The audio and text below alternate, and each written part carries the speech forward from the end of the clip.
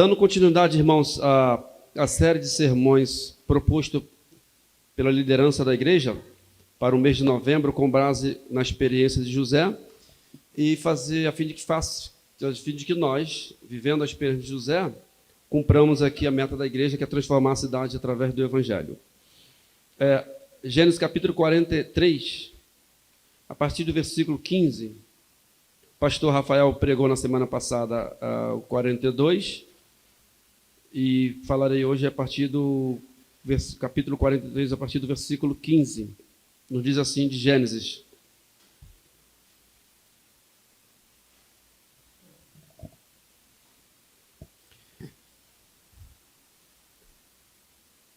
Tomaram, pois, os homens os presentes, o dinheiro em dobro e a Benjamim.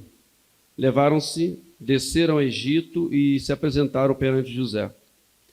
Vendo José a Benjamim com eles, disse ao despenseiro de sua casa: leva estes homens para casa, mata reses e prepara tudo, pois estes homens comerão comigo ao meio-dia.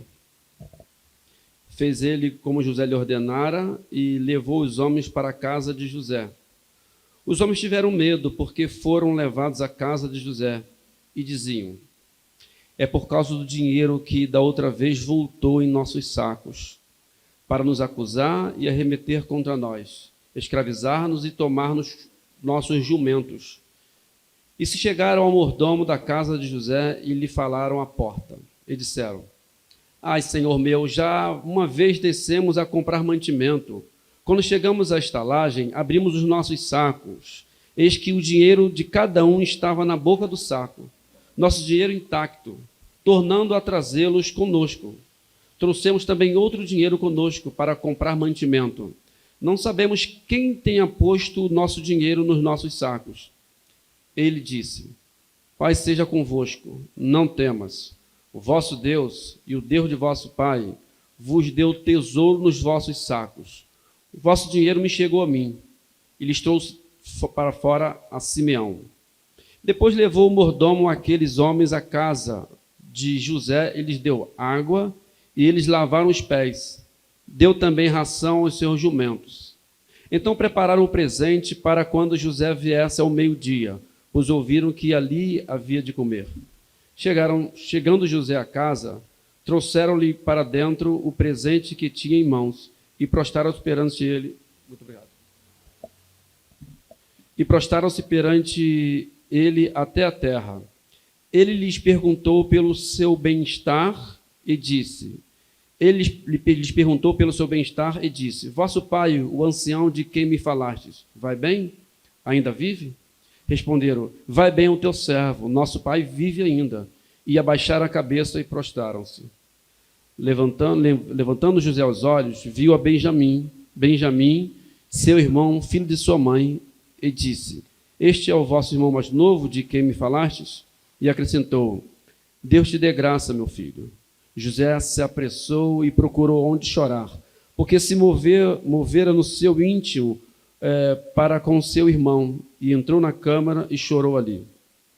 Depois lavou o rosto e saiu, conteve e disse: servi a refeição. Serviram-lhe e a ele a parte, e a eles também, a ele a parte, e a eles também a parte. E a parte aos egípcios que comiam com ele, porque aos egípcios não lhe era lícito comer pão com os hebreus, porquanto é isso abominação para os egípcios. E assentaram-se diante dele o primogênito, segundo a sua primogenitura, e o mais novo, segundo a sua menoridade. Disto os homens se maravilhavam entre si. Então lhes apresentou as porções que estavam diante dele. A porção de Benjamim era 5 vezes mais do que a de qualquer deles. Eles beberam e regalaram-se com ele. Palavra do Senhor. Deus nos abençoe na leitura da sua palavra.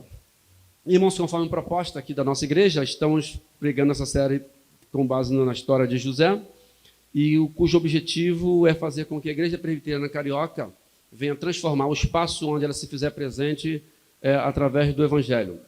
Falamos pela manhã, e, em realidade, tudo que falamos aqui, falamos pela manhã.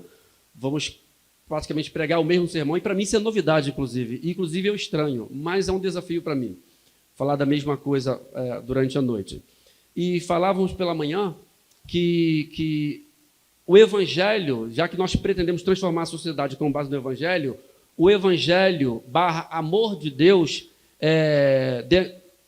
encarnado para cada um de nós é a expressão máxima do seu amor. Pronto. Se pretendemos levar o Evangelho para a sociedade, devemos levar a expressão máxima do amor de Deus que nos foi demonstrada em Jesus Cristo, o nosso Senhor. É verdade que Deus, para cada um de nós, manifestou o seu amor também na providência, nos seus cuidados, na maneira como Ele lida com cada um de nós. Nós não somos a criação de Deus, Deus não criou, vou ser redundante, a criação e deixou que a criação vivesse a sua própria sorte, como se fosse um relógio em que ele desse corda e o relógio funcionasse por si mesmo. Não, nosso Deus não fez isso. Com a sua providência, Ele cria, mantém e sustenta a sua criação. Isso é demonstração do seu amor para com cada um de nós. Não é isso que nos ensina o salmista, no Salmo 23? O Senhor é meu pastor e nada me faltará. Deitar-me faz em verdes pastos, guia mansamente as águas tranquilas das veredas, por amor do seu nome. Ou seja, olha que coisa interessante. O amor de Deus, o amor que Ele tem para com o próprio nome dEle, nos beneficia.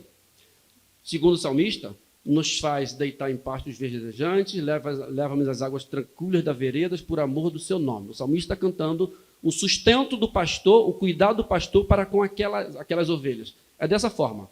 Em razão do seu amor, Ele tem cuidado de cada um de nós com a sua providência, com a sua manutenção diária, através das estações do ano, não é verdade?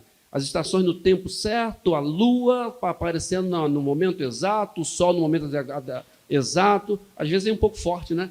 Mas vem o sol, a chuva que cai. Interessante. A chuva que cai, o sol que aquece, beneficia cada um de nós dependendo do momento, prejudica cada um de nós dependendo do momento. É a mesma chuva que faz o homem do campo se alegrar em razão da sua plantação, faz também o homem da comunidade, do morro, chorar em razão de muitos barracos que vão caindo. E aí? Essa é a grande questão, né? Mas é esse Deus que funciona com a sua providência, com o seu cuidado. A confissão de fé, quanto a essa questão da providência, vai falar bem assim. Deus, pela muito sábia e santa providência, segundo sua infalível presciência e livre e imutável conselho de sua vontade, Deus, o grande Criador de todas as coisas, para louvor de sua sabedoria, olha só, para louvor de sua sabedoria, poder, justiça, bondade e misericórdia, o que esse nosso Deus faz? Comigo, contigo, com toda a sua criação. Ele sustenta, dirige, dispõe e governa todas as suas criaturas. O nosso Deus, o Senhor da vida, Ele sustenta, dirige, dispõe e governa todas as criaturas, todas as ações delas e todas as coisas, desde a maior até a menor. Não há nada na criação que fuja do governo de Deus, do sustento e da manutenção desse Deus. Ou seja, Deus não está desconectado do mundo criado, pelo contrário, Ele, em amor, está ativo, mantendo e sustentando a criação. E Paulo vai dar testemunho dessa manutenção, desse cuidado de Deus, ao falar para os irmãos no Areópago, em Atenas. Ele fala bem assim: o Deus que fez o mundo e tudo que nele existe, sendo Ele Senhor do céu e da terra, não habita em santuários feitos por mãos humanas, nem é servido por mãos humanas como se de alguma coisa precisasse. Percebe, irmãos? O Deus todo independente, todo autossuficiente, se utiliza de cada um de nós, mas não precisa de nenhum de nós. Esse Deus, pois Ele mesmo é quem a todos dá vida, respiração e tudo mais, pois nele vivemos e nos movemos e existimos, como alguns dos vossos poetas têm dito, porque dele também somos geração. Esse é o nosso Deus, que nos sustenta com a sua criação. Sendo assim, irmãos, com base na providência de Deus, na sua providência, podemos afirmar que todos os eventos de nossas vidas, saibam disso, irmãos, você que entrou nesse santuário neste domingo feliz, sabe que todos os nossos eventos de nossas vidas, ainda aqueles que não desejamos, ainda aqueles que nos fazem chorar. Não tem 15 dias que eu chorei a partida da minha mãe, velha Clotildes. Sim, alguns eventos nos fazem chorar, mas inclusive esses eventos que nos fazem chorar, todos esses eventos estão sob total governo e sustento dele, e que em tudo ele tem um fim proveitoso, conforme o poeta sagrado vai cantar. Senhor, tu me sondas e me conheces. Sabe quando me assento e quando me levanto. De longe penetras os meus pensamentos, esquadria o meu andar e o meu deitar, e conhece todos os meus caminhos. Quem vai fazer eco a fala desse amigo, o salmista, vai ser o nosso irmão mais moderno que o salmista, Estênio Márcio, né? Falei pela manhã, ele canta assim na música Tapeceiro. Tapeceiro não se engana, sabe o fim desde o começo. Traça voltas, 1000 desvios sem perder o fio. Se você olha o avesso, nem imagina o desfecho. No fim das contas, tudo se explica, tudo se encaixa, tudo coopera para o meu bem. Louvado seja Deus. Esse é o nosso Deus, irmãos queridos, que trabalha em nossas vidas como um profissional de tapeçaria, permite que alguns eventos aconteçam em nossa existência, traçando, e a gente não entende nada, a gente só vive, ou a gente glorifica a Deus, a gente se alegra ou chora, não entende nada.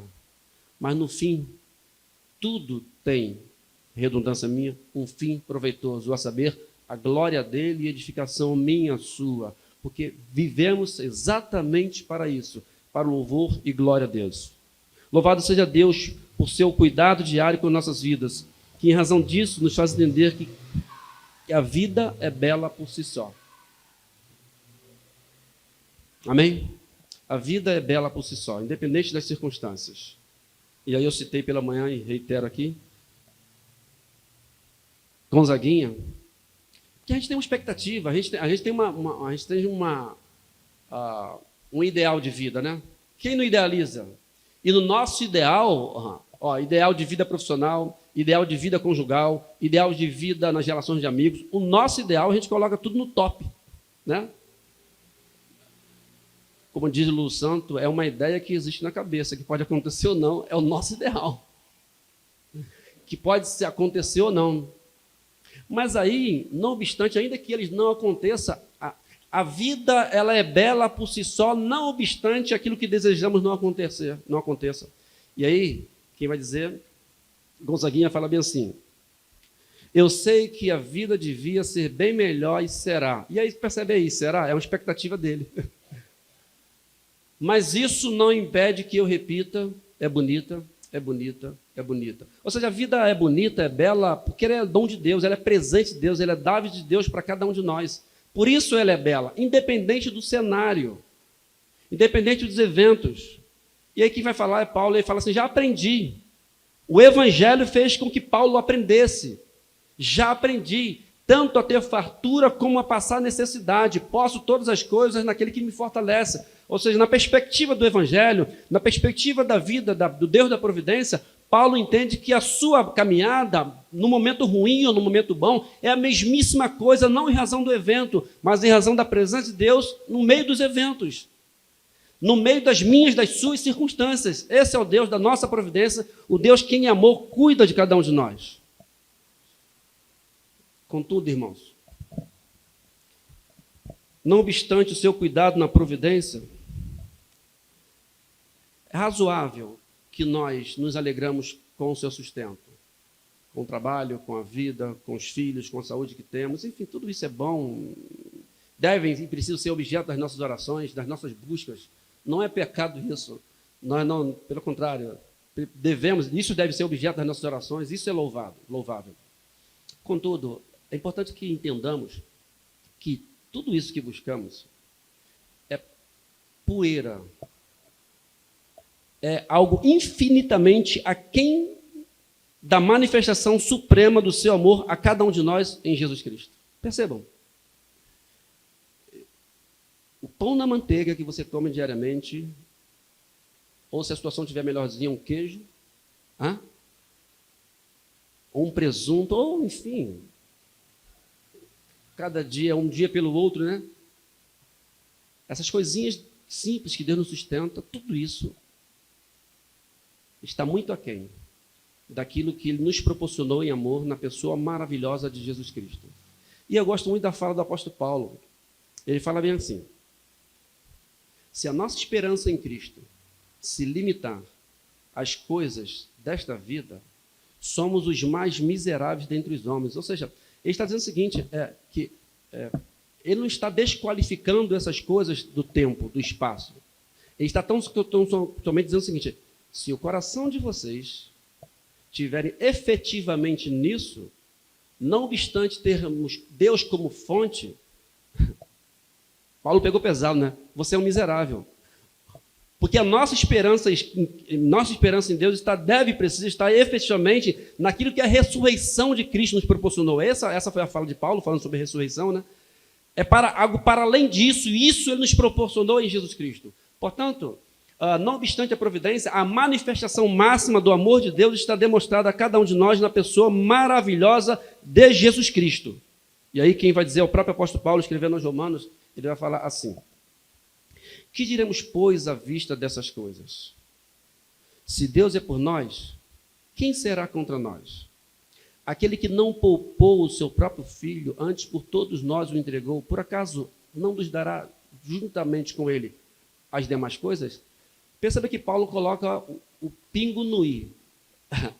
Aquilo que é objeto da minha e da sua preocupação, Paulo fala que são as demais coisas. Mas ele nos deu o essencial.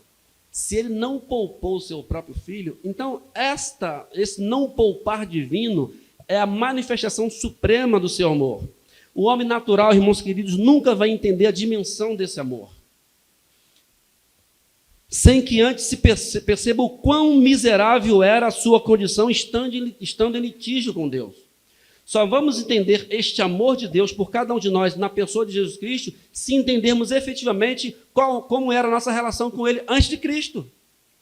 Se eu não me entendo em litígio com Deus, eu não vou entender o seu amor na cruz. A dimensão, o quão isso é maravilhoso. O homem natural não vai compreender isso. Apesar de todos os cuidados por todos nós, nos sustentando com a sua providência, havia algo a ser resolvido entre nós e o Senhor da vida. E isto ele resolveu na cruz do Calvário. Louvado seja o nome do Senhor por isso. Daí vamos entender a dimensão, irmãos, da fala. Meu pai gostava muito dessa passagem. Meu pai era um grande pastor assembleano, bom evangelista, o velhinho. E a passagem clássica dele, você podia ir na Assembleia de Deus, lá de São João de Meriti, apesar de ser de Caxias, estava ali o velhinho Abel, com 88 anos de idade, pregava sempre isso. E fechava a mão assim e falava: porque Deus amou o mundo de tal maneira que deu o seu Filho unigênito, para que todo aquele que nele crê não pereça, mas tenha vida eterna. Desculpe, emoção em razão da passagem por si só e emoção em razão da lembrança do velho Abel que já partiu. Então, só compreendemos esse de tal maneira à medida que tivermos noção como estávamos, o que éramos antes disso. Perdidos, objetos de sua ira, caminhando a passos largos para o inferno. Mas ele, em amor, mudou a nossa sorte na pessoa maravilhosa de Jesus Cristo. Ponto.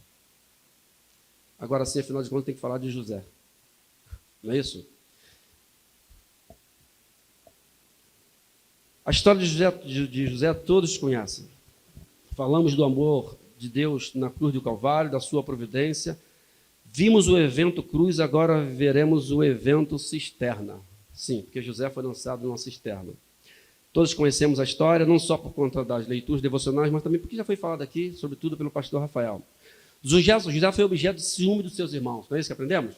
Está lá, José foi objeto de ciúme dos seus irmãos, pois Jacó amava mais a José do que os seus 11 irmãos. E aí é uma situação muito complicada. Quando o pai ama o outro, e se o filhinho ficasse na dele, tudo bem. E Jacó demonstrou esse amor melhor, ou esse amor mais intenso a José, no caso concreto. O que ele fez? Deu para José uma túnica bacana, colorida e indo até aos pés. Já aí estabeleceria uma diferença entre José e os demais irmãos. Porque a túnica dos demais irmãos era uma túnica de praxe branca, até a canela, e era utilizada para o trabalho. maior facilidade de movimentação. A de José não. A de José era de marca. Caçulinha, né, do papai, ou pelo menos ele e Benjamim, filhos de Lia, aquela que... De Raquel, perdão, muito obrigado, que efetivamente Jacó amava. Por isso José ganhou uma túnica de marca, colorida. E por ser colorida, era de difícil confecção e por consequência, era também mais cara. E não só isso, era uma túnica que era devida ao primogênito. Olha ele na contramão aí. E não só isso, era uma túnica utilizada em festividade. Não era para trabalho, não era para sujar, era manhã de festa. Jacó demonstrou a preferência para José, dando uma melhor túnica para ele. O que o texto diz? Inveja, ciúme dos irmãos. Mas aí, se o José ficasse na dele, um garoto de 17 anos, ele deveria continuar a ficar na dele. Já ganhou a melhor roupa. Já está numa condição muito melhor do que os irmãos. Fica na dele, né? Não, José vai fazer o quê? Eu tive um sonho. Ele vai contar o sonho para os irmãos. Vai contar o sonho para os irmãos. Olha, eu sonhei que todos nós fomos para o campo. E chegando no campo, o meu feixe ficou em pé. E o de vocês se prostraram diante do meu. Aos irmãos, mais uma ira. Você está querendo dizer o quê? Que nós nos prostraremos diante de você? Não sei, eu só sei que eu sonhei. Parafraseando José. José não ficou calado. E vou dizer mais. Eu sonhei também que a lua, o sol e a lua, não é isso? E as estrelas também se prostraram diante de mim. Está querendo dizer que não só nós, irmãos, nosso pai e nossa mãe também? Não sei, só sei que eu sonhei, parafraseando José. Enfim, irmãos, qual foi o resultado dessa história? José foi lançado foi objeto de ciúme dos seus irmãos e foi vendido pelos seus irmãos. A passagem que lemos, tirei o olho da minha cola aqui, me perdi, perceberam? Deixa eu retornar para a minha cola aqui. Ok, resultado foi para a cisterna e posteriormente vendido. Portanto, estamos diante de alguém que por ciúme foi privado do contato com seus pais, do contato com seus próprios irmãos, da sua cultura, do seu alimento, do seu convívio, do seu conforto do lar, foi para uma terra estranha e lá viveu a experiência da solidão numa prisão. Diante da fome que assolou o Egito, e aí a passagem que lemos, efetivamente, é o segundo momento em que os irmãos de José retornam para o Egito, Jacó teve que recorrer aos celeiros do Egito para a sobrevivência. A passagem que lemos versa sobre o seu retorno dos seus irmãos. Porque no primeiro momento, que eles foram para comprar alimento, José percebeu que eram seus irmãos. Tramou contra eles, reteve um irmão e falou o seguinte: vai lá, só retornam aqui quando o irmão mais novo voltar, porque eu quero ver Benjamim. Não foi isso que ele fez? E agora eles retornam. Retornam com Benjamim e José tem essa grande visão. O que nos seduz e nos serve de exemplo foi a reação de José. Eles voltam agora, todos eles, diante de uma grande possibilidade de vingança, tudo agora lhe era favorável. Ele estava diante de uma condição totalmente diferente em relação ao anterior. Agora não é mais aquele garoto de 17 anos, agora ele é um homem formado de 30 anos, capital intelectual muito maior, e agora ele é governador da maior nação na época. Pronto. O que vocês fariam, irmãos? Que poderiam agora se vingar dos irmãos? O que nós faríamos diante dessa grande realidade? A grande pergunta é: guardadas as devidas diferenças entre a experiência desfavorável de José e a nossa de cada dia, o que fazemos? Reagimos com base nas nossas decepções das cisternas da vida? Ou com base no amor incondicional de Deus para cada um de nós? O que faríamos diante de uma situação? Agora estamos numa situação muito favorável. O que você faria quando diante de uma pessoa que está numa situação muito desfavorável de você e que deixou a desejar contigo? Perceba que o objetivo da nossa caminhada enquanto cristãos evangélicos e enquanto membro dessa comunidade é fazer com que o amor ganhe efetivamente forma nas nossas ações. Certamente, em razão da nossa natureza caída, e porque há um impostor em nós, existe ainda o homem caído em nós, existe ainda um homem vingativo em nós, perverso em nós. Existe ainda o homem do velho Adão em nós. Certamente, se não vigiarmos, daríamos vozes a este velho Adão que habita em nós. Contudo, fomos invadidos pelo amor que resolveu fazer morada em nós. O mistério veio invadir o meu e o seu coração. Eis o grande desafio para nós cristãos, e em particular nós membros da IP Carioca, a saber, atender às vozes do nosso coração corrupto, que por natureza busca o seu próprio interesse, ou se deixar invadir pelo amor fora do comum, extraordinário, que nos foi dado em Jesus Cristo. José fez isso, irmãos. Imagina a cena. Ele avista os seus irmãos ainda de longe, momento oportuno para se vingar. Qual foi a ordem dele?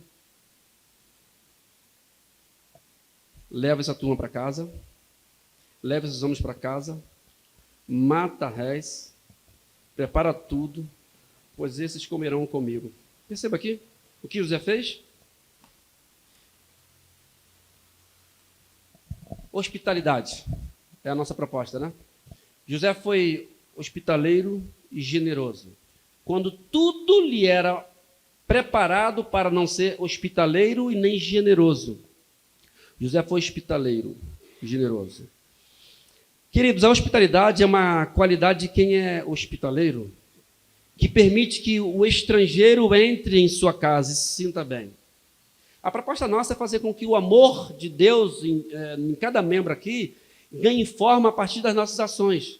Foi falado pelo pastor Rafael, através da misericórdia, da graça, não lançando mal por mal, e agora sendo hospitaleiro e generoso. Então, hospitalidade é isso. É uma qualidade de quem é hospitaleiro que permite que o estrangeiro entre em sua casa e se sinta bem. É um dom do Espírito que faz com que tenhamos características de afetuosidade e generosidade. E a Bíblia ela vai nos dar algumas informações quanto à orientação dos apóstolos a essa condição de hospitaleiro. Paulo fala bem assim, escrevendo aos Romanos: o amor seja sem hipocrisia. Olha só. Detestai o mal, apegando-vos ao bem. Porque, deixa eu dar um parênteses aqui, irmãos. Por natureza, é muito mais fácil a prática do mal à prática do bem. Porque, guardadas as devidas exceções, o bem objetiva o outro. O exercício do bem sempre objetiva o outro. Por isso é muito mais fácil a prática do bem, é muito mais fácil a prática do mal à prática do bem. É da nossa natureza, é da nossa humanidade. Por isso o apóstolo Paulo vai dizer o seguinte: detestai o mal, apegando-vos ao bem. Compartilhai as necessidades dos santos, praticai a hospitalidade, abençoai os que vos perseguem, abençoai e não amaldiçoeis. Percebe que a Bíblia, o Evangelho, irmãos, ele é pesado se nós formos levar à risca, porque ele nos salva e ele fere a nossa estrutura pecaminosa, ele nos cutuca. E cada cutucada que ele dá, a gente já percebeu o quanto nós, de fato, de verdade, somos alguém muito aquém de merecermos aquilo que Deus nos dá. Porque ele mostra categoricamente o quanto o mal existe em nós. Eu não sei se da outra vez eu contei uma história aqui, e se eu contei, eu vou repetir. Se eu não contei, é inédito. Deixa eu anotar a passagem onde eu estava para não me perder na minha cola. Cheguei lá no trabalho tinha 3.000 pessoas, logo você conhece muita gente, mas pouco contato com um todo. Os mais próximos você tem contato, enfim. E às vezes eu fico cedido ao TRE. E no TRE eu me aproximei de um colega que era meu colega no Arsenal, que eu não tinha contato. Fomos para um núcleo menor e ali eu conheci esse amigo, essa pessoa. E lá na Marinha ele falou assim para mim: pô, Daniel, fiquei sabendo que você era pastor, não sabia. Eu pensei, pô, isso é bom ou ruim?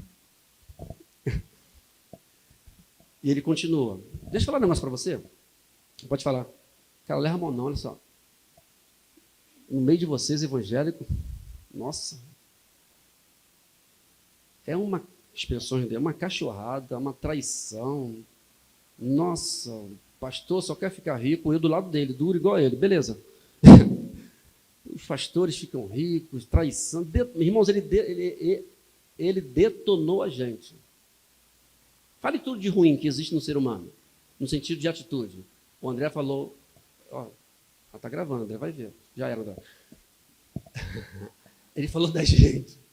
Ele falou da gente, eu pensei, eu não vou defender a gente, não. Mas você sabe que eu confesso que eu fiquei irado, mas eu não vou defender. Mas vou pegar ele na curva. Eu falei, mas vou te explicar, amigo. Sabe o que acontece? Olha só.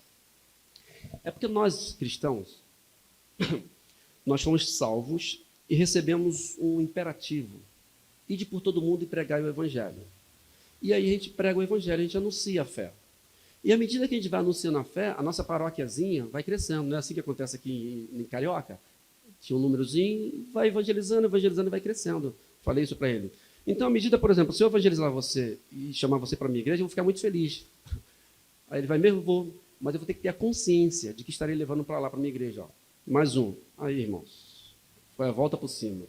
Um corrupto, adúltero, mentiroso, enfim, detonei ele. Falei, Daniel, o que é isso? Não estou dizendo que você faz isso, estou dizendo que você é tudo isso em potencialidade. Somos isso, irmãos.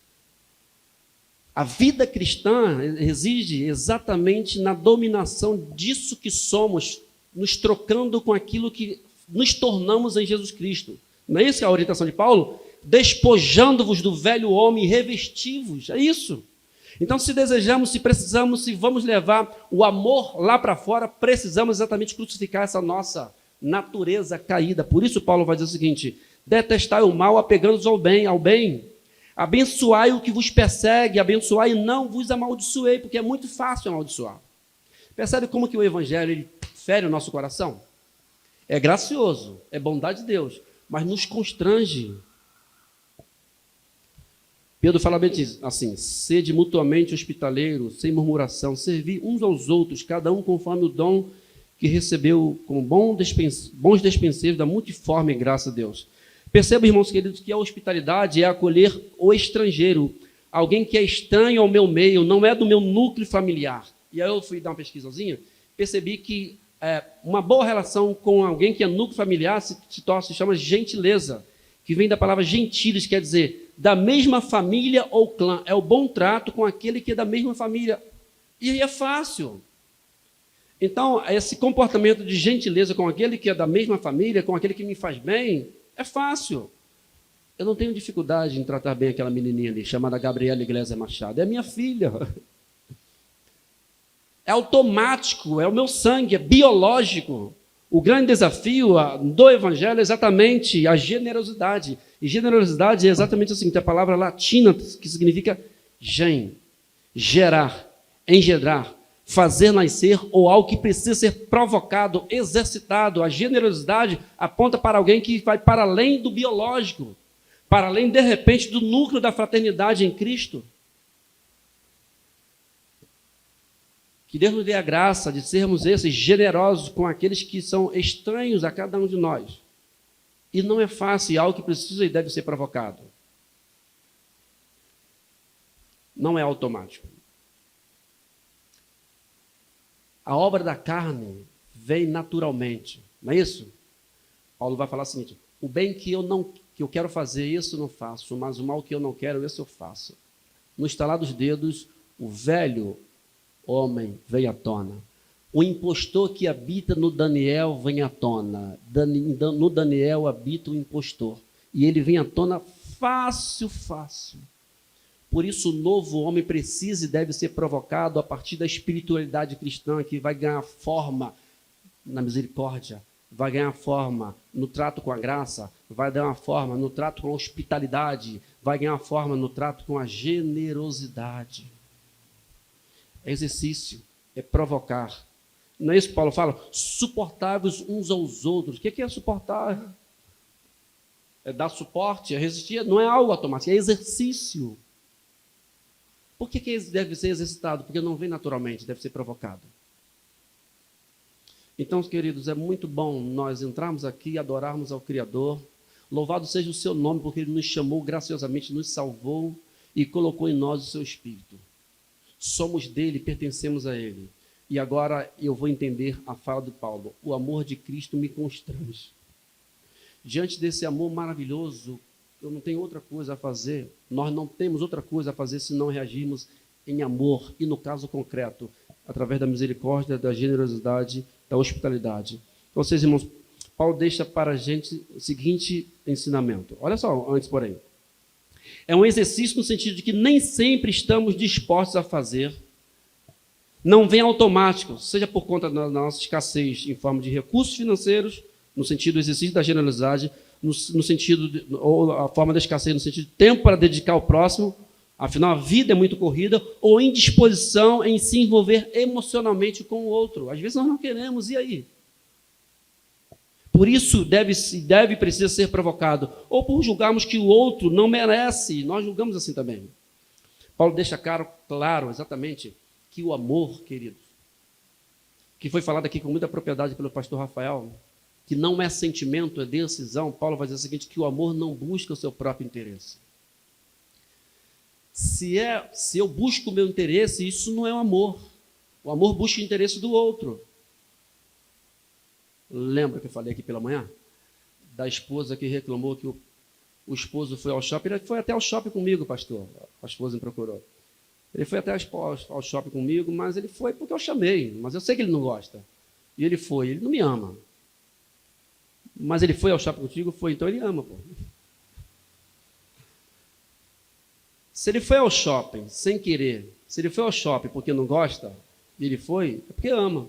Porque se ele foi ao shopping porque gosta, ele não foi porque ama, ele foi porque é egoísmo, é do interesse dele. Aquilo que eu faço porque é meu interesse, guardadas as devidas proporções, não é amor. O amor é quando você faz às custas do interesse do outro. Não quero, não é oportuno, mas eu faço. Vai de encontro ao meu momento, vai de encontro às minhas condições do momento, vai de encontro à minha natureza, mas eu faço. O amor não busca o seu próprio interesse, é isso que Paulo nos ensina. Irmãos, não é só salvação para a eternidade, é a vida em comunidade. E quando a gente entra aqui, porque conversão a Cristo é a conversão a uma comunidade. E aqui nós somos tão diferentes, né?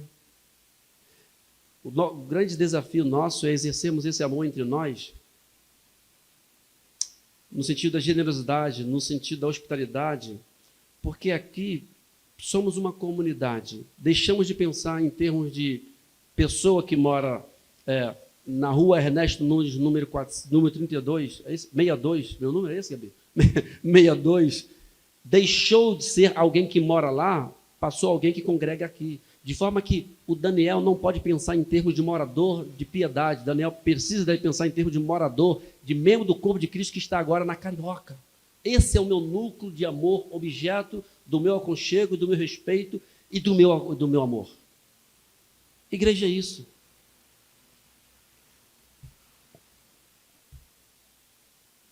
A razão era simples.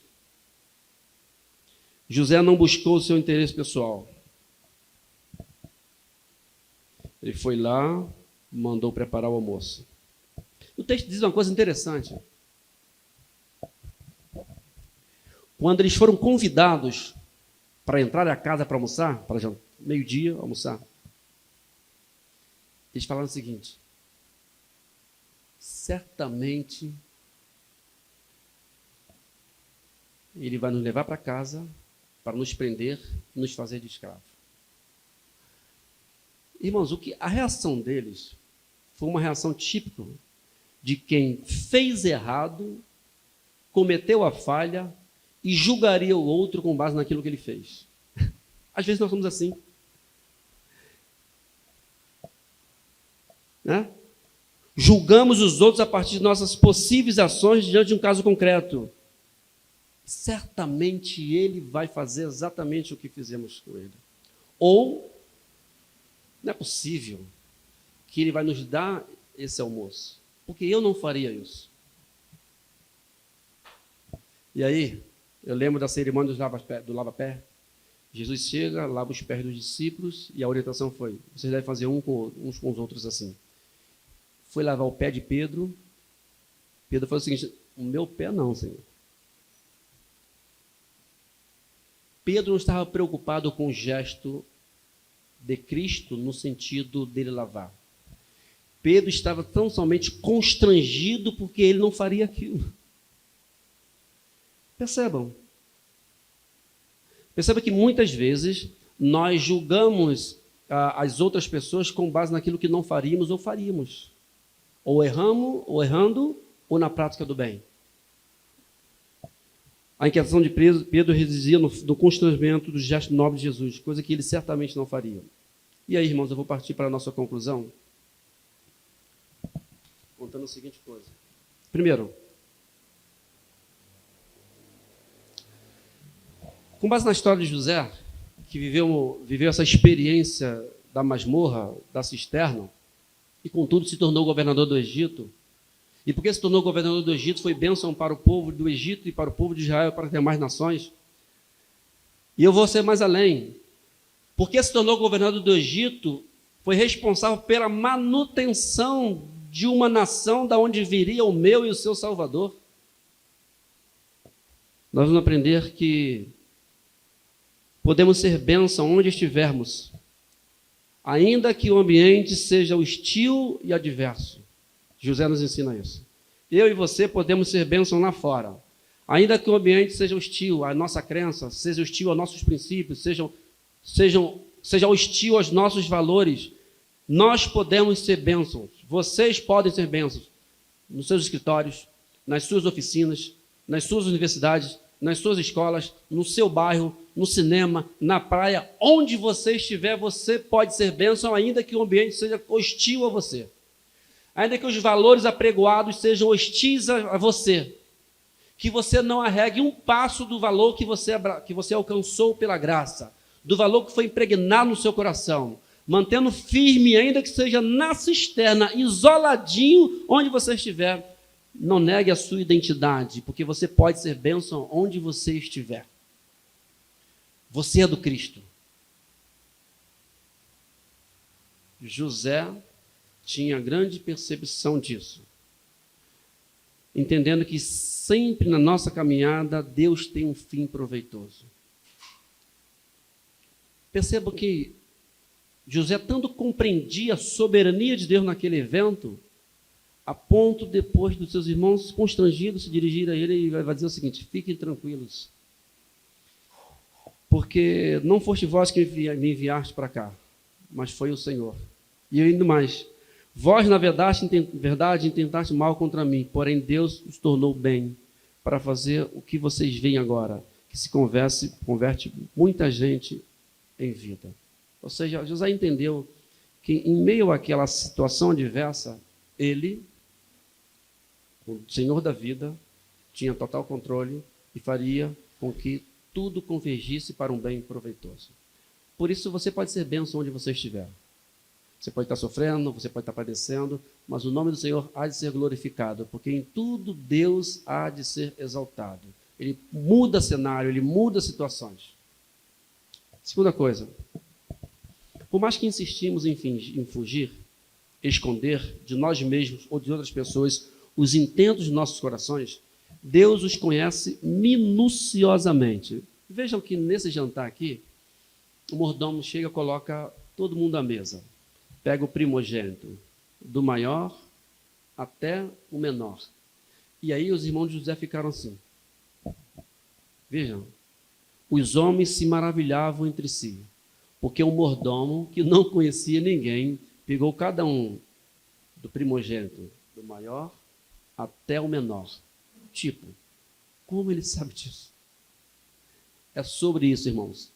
Não há como esconder. O Deus que tudo sabe e tudo vê está caminhando conosco, que sonda e prescruta os nossos corações. Com essa, segundo o salmista, ainda palavras não vieram à minha boca e tu sabes muito bem. É sobre esse Deus que sonda os nossos corações, sonda nossas mentes, sonda o intento dos nossos corações. É sobre esse Deus, por mais que tentemos, ele chega e organiza tudo, do maior ao menor, porque ele conhece tudo. Senhor, tu me sondas e me conheces. Conhece o meu deitar, dormir e o meu levantar. Esse é o nosso Deus. Terceira e última lição que a gente pode tirar. Deus nos perdoa, cuida de nós, mas muitas vezes nos faz visitar nossas mazelas para nos testar. Percebam, lá no cenário do almoço ainda, ele coloca do maior ao menor. E quando ele foi colocar no prato, o que ele fez? Encheu o prato do Benjamim. Por quê? E aí eu vou fazer uma especulação aqui.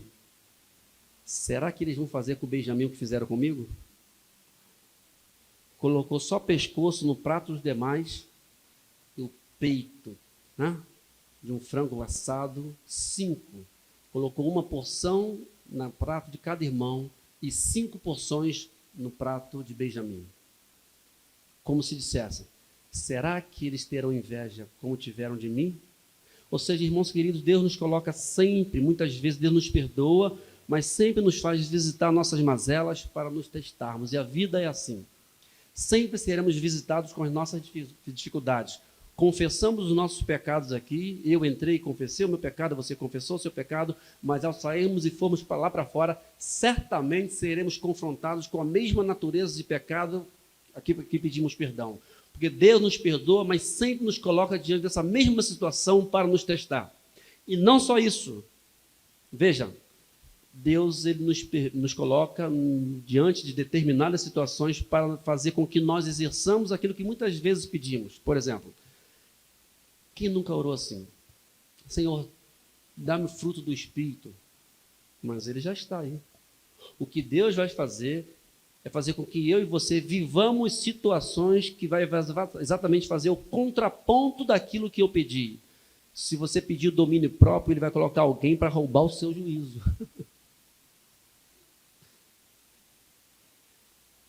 Se você pedir o amor, ele vai colocar você diante de uma situação que você vai desejar estabelecer a guerra. Deus sempre nos testa, nos colocando diante dessa situação. Foi o que ele fez com aqueles camaradas. Sirva a quantidade maior para eles. Eu quero ver até que ponto eles vão continuar nessa condição de egoísta e de inveja. Esse é o nosso Deus. Irmãos queridos, concluo afirmando que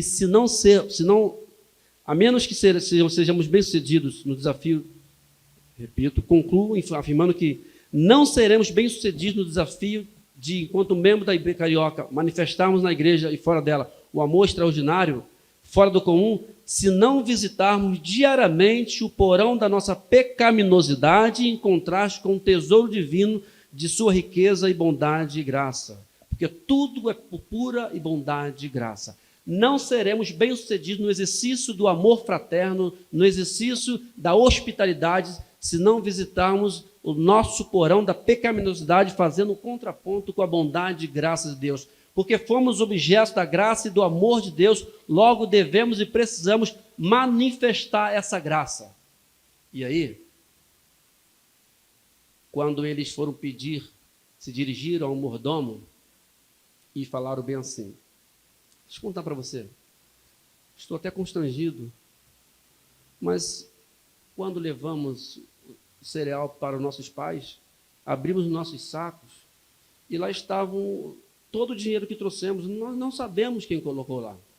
Por favor, nós somos inocentes, não sabemos quem colocou. E o texto diz o seguinte, palavra do mordomo, Pai seja convosco, não temas, o vosso Deus e o Deus do vosso Pai vos deu tesouro nos vossos sacos. Que coisa linda. Fiquem tranquilos, não fiquem constrangidos. O que aconteceu foi bondade de Deus. Tesouro.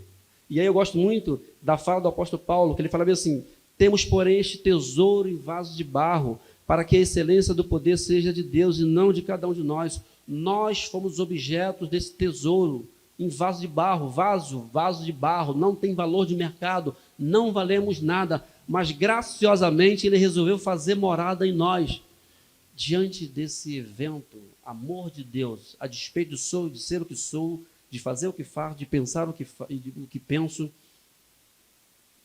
por que não manifestar tudo isso, se não nessa graça e nesse amor para com o menos favorecido, sendo hospitaleiro, sendo generoso, dando acolhida, porque acolhido fomos, Retornamos a casa, éramos forasteiros, éramos estrangeiros, éramos objeto da sua ira, e ele nos chamou para a sua casa e colocou em nossos pés sandálias, colocou em nossos dedos anel, nos deu uma vestimenta e resolveu batar um novilho cevado, fez festa, nos recebeu graciosamente, por pura bondade e graça.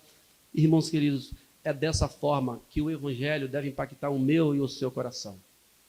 A igreja presbiteriana carioca é uma igreja que manifesta, precisa ser uma igreja que manifesta esse amor incondicional. Tão somente porque ela foi objeto desse amor incondicional. O meu desejo, enquanto parceiro de vocês, amigos, que começou a frequentar aqui e que tem gostado muito, é que o Espírito Santo venha impactar o coração de cada fiel aqui, irmãos. Que o bairro conheça os irmãos. E assim Plínio, um antigo, deu relatório quando foi visitar os cristãos, falou bem assim: eles são alguém que se amam. Que o bairro onde essa igreja é inserida conheça cada fiel aqui, não porque deixou de fazer isso ou aquilo no sentido de costumes tipicamente evangélico. E eu não estou dizendo que vocês não devam voltar a fazer, não é isso. Mas que não seja tão somente sobre isso, mas que vocês sejam caracterizados pelo amor sem medida, pelo amor que acolhe, pelo amor que perdoa, pelo amor que partilha, pelo amor que vive o drama do próximo, que sorri com o outro, que vive a alegria com que se alegram e a tristeza com que choram. Que o amor seja a característica dessa igreja, porque essa igreja foi alcançada pelo amor encarnado. Que o bom Deus nos guarde e nos abençoe, irmãos. Que Ele nos fortaleça cada dia mais. Que essa bondade de Deus seja um constante no nosso coração. A menos que você compreenda o quão distante você estava de Deus em razão do seu pecado, você não terá noção do que significa esse amor. E se você tem noção do que significa esse amor, você precisa e deve, nós precisamos, devemos manifestar esse amor com as nossas ações. Que o bom Deus nos abençoe e nos guarde.